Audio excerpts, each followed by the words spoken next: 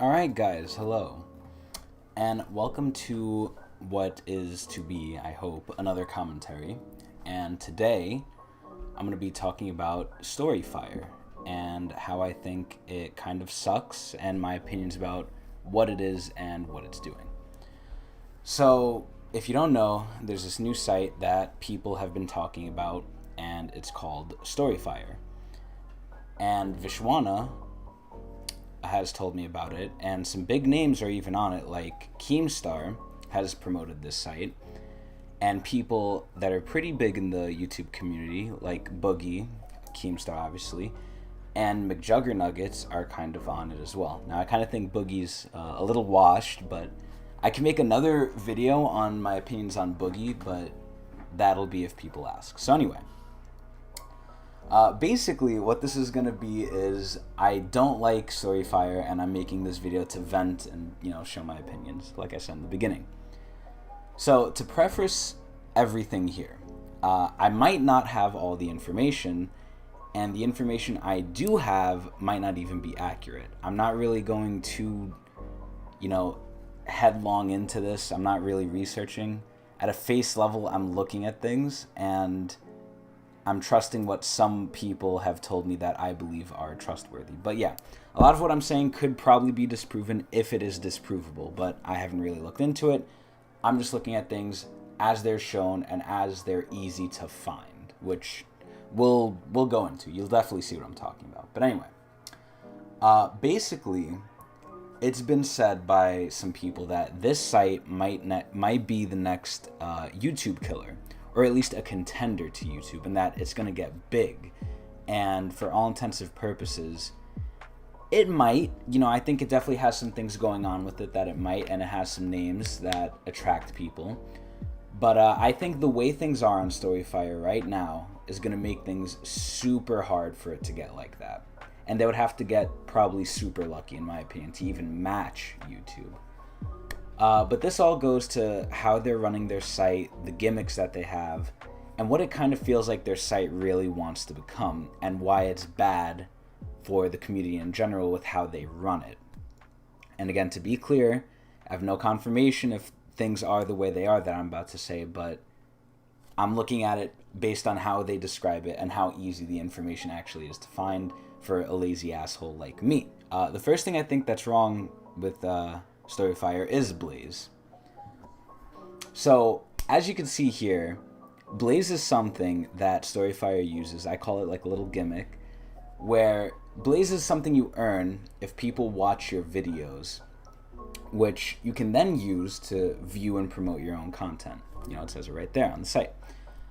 The big issue I have is you can also buy it.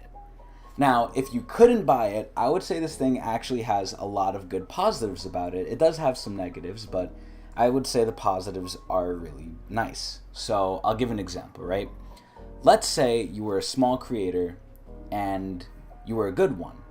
And let's say you make a clickbait video or something you have goes viral. At that point, the Blaze system could work in your favor, because you can use the Blaze you earn from that one video that popped off to promote the other content that you worked really hard on that might be, staying under the radar. In essence, it gives you a boost. It gives you the boost you might need for people to actually see your content, right? It's kind of like the people in the community seeing something they like, and through the community actively going to something that they like, it makes that more powerful, which could be a bad thing, If the community just flocks to one thing, that one thing will have all the power to promote their content. But in general, it's a good way for creators that are up and coming to kind of promote their stuff if they're starting to get popular. It's a very good ramp up. And it kind of filters good and bad content out. If someone is making bad content, people aren't going to watch them, they're not going to get Blaze, and then they won't be able to promote their content.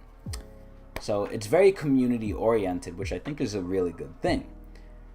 Now, the obvious bad is that you can pay for Blaze. So the idea that you could just make shit content and just pay for Blaze and have it promoted over someone who actually has good content is a really big negative in my eyes. It's basically a way for good content creators who don't have a lot of money to get overshadowed by people who actually do. Now, this could also lead, like I said, to the people on top staying at the top if they just, keep paying for Blaze and stuff. But ignore the fact that Blaze could be bought and used for someone who actually has a good channel, but just isn't getting lucky with views. That's a valid thing, right? So I feel it's still wrong that you're able to buy popularity because it outweighs the good of someone who's like doesn't have a lot of views, pays for Blaze, and then gets a lot of views. It's a way for people to just make crap content and then overshadow the people who make good content. I'm not saying it can't help the people who make good content, but again, I think the bad outweighs the good of people who make bad content can just pay for it to be shown, which I think is a thing that should never be able to happen on any site. Now, that's the first big issue I have with the platform, their little Blaze gimmick. But in my eyes, that's not the most limiting, and probably, I mean, it's pretty bad, but it's not the worst thing. The second big thing that is the problem is basically how they get creators into their program. And obviously I'm going to be comparing this to what is probably its main competitor, which is YouTube or maybe even Netflix, but we'll go on that in a bit. But basically, when you go onto YouTube, right, you can upload almost anything you want, and it might get copyrighted or something like that, but in general, on the general level, the community has the power at the bottom level. You could go in, require almost nothing but an email, and just upload a video. With StoryFire, it's the exact opposite. Aside from, signing up and confirming your email, you actually need to get verified to actually post videos. Now, as you can see here, the worst thing is this happens every 30 days. So let's say I want to make a video right now on StoryFire. I cannot do that. I have to wait 30 days for them to get to me. Even worse than that is the criteria leads me to the problem of they're basically trying to be like Netflix, right? You could see the criteria here. Please give a summary of your series. So it's already series oriented. Upload a series video trailer. Oh, okay. So not only do I have to make the series, I have to make a trailer. All right. And it needs to be a unlisted YouTube link. Not even on, again, you can't post it to their site. Then your YouTube channel, your Twitter. I don't know why they need my Twitter, but okay. Category your series will fit into. What would you give your series rating wise? How many episodes will there be? When will an episode come out? How long will an episode be? And are you verified on Twitter? It's really showing they're really trying to be like Netflix. It's kind of crazy to me. Now, they're trying to be the Netflix of user-generated content. Now, again, I'm not too sure on all the information, but as far as I know, with YouTube or Twitch, right, if you start getting up there and you get partnered, you get money. You get a paycheck, you're able to make money off of it. How much kind of depends, yeah, but you still get money. With StoryFire, to even get the ability to post and do anything, you already need to make them a series, an original series that's only on their site, and then you have to make a trailer for it, and you don't even know if you'll be accepted. They have to review it. And at that point, you don't even know if you're making money. I don't know if you can even make money off this stuff. You can certainly pay it. You can pay StoryFire to promote your content, but making money, I don't know. Now, as I said, the actual process of getting verified involves you creating original content that's exclusive to StoryFire. That's a little crazy to me. Like, you have to create a whole ass trailer for an original series, and you're not even making money. Are you kidding me, dude? And you can also see here, the information they request is kind of interesting. What you have to upload is a series. You can't upload, like, vlogs or anything unless it's very structured, it seems like, based on how they're describing it here. They're kind of asking you, like, hey, kind of make it like Netflix where each episode is, like, rated. You know when it's going to come out. You know how long it's going to be. And with some people making videos, sometimes it's off the bone, or sometimes it's just, a labor of love where you'll do it once and forget about it. And sometimes you don't even make series. It's like they're kind of forcing you into something. It kind of feels like they're boxing you in. So what really surprised me, though, and what I found out, is that the rules here that you need to make an original series don't really apply to some of the creators on this platform. More specifically, the big name creators. Perfect example, Keemstar.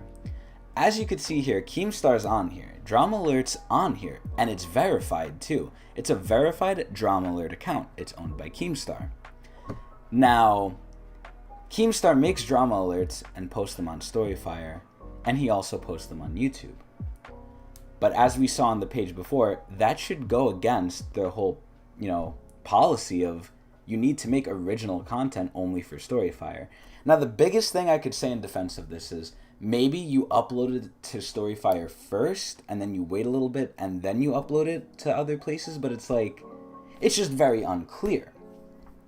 Now, I don't even know how Keemstar could answer most of these questions over here, like how often will a new episode premiere? That one, okay, he kind of can.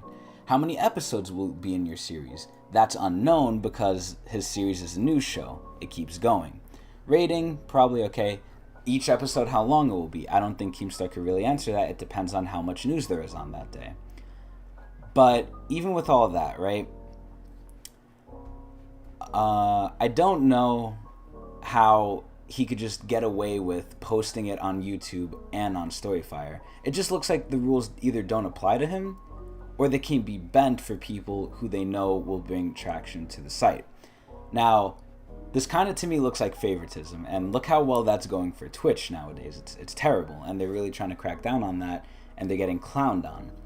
Best case scenario, I just don't understand the rules, how they said them, or I didn't do enough research, and they're just not shown very well, and I have to kind of search for them. I'm saying this as a common person, and I'm just wrong. That's the best case scenario, I would say. Worst case scenario is they play obvious favoritism, and their big content creators basically get to do what they want, and they just are really desperate to get people to their platform. So those are kind of the bad things that I see about StoryFire. So to kind of round things out, right?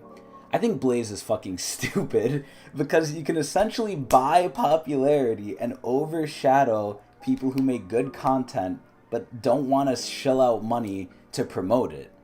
And then it seems like the whole platform is built to be like a Netflix type site where the users make the content now for the website will benefit off of it, but the users to even do that have to go through all these little hoops and things, and it doesn't seem like they're getting as big of benefit as the site is, right?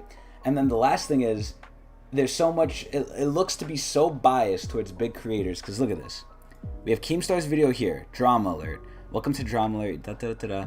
Jake Paul gave COVID-19 to everyone. I know for a fact have corona. Okay, right? Then watch this. Know for a fact have corona. It's the same exact video on YouTube and on StoryFire. So maybe they need to work on their wording, but it sounds to me from what they show here that you need to make an original series exclusive to StoryFire. That doesn't look too exclusive to me. But yeah, those are the bad things. As it stands, I don't really like StoryFire. I don't really care for it. It might be a contender to YouTube because, like I said, the Blaze system is interesting. I think they kind of fucked it up, though. It doesn't really give everyone the same power in terms of posting ability, as you need to be verified to post shit, and even then, you have to post series, which is severely limiting to the content that's able to be put up on the site. And overall, I just think it's really shit. That's my opinion. I hope you guys enjoyed.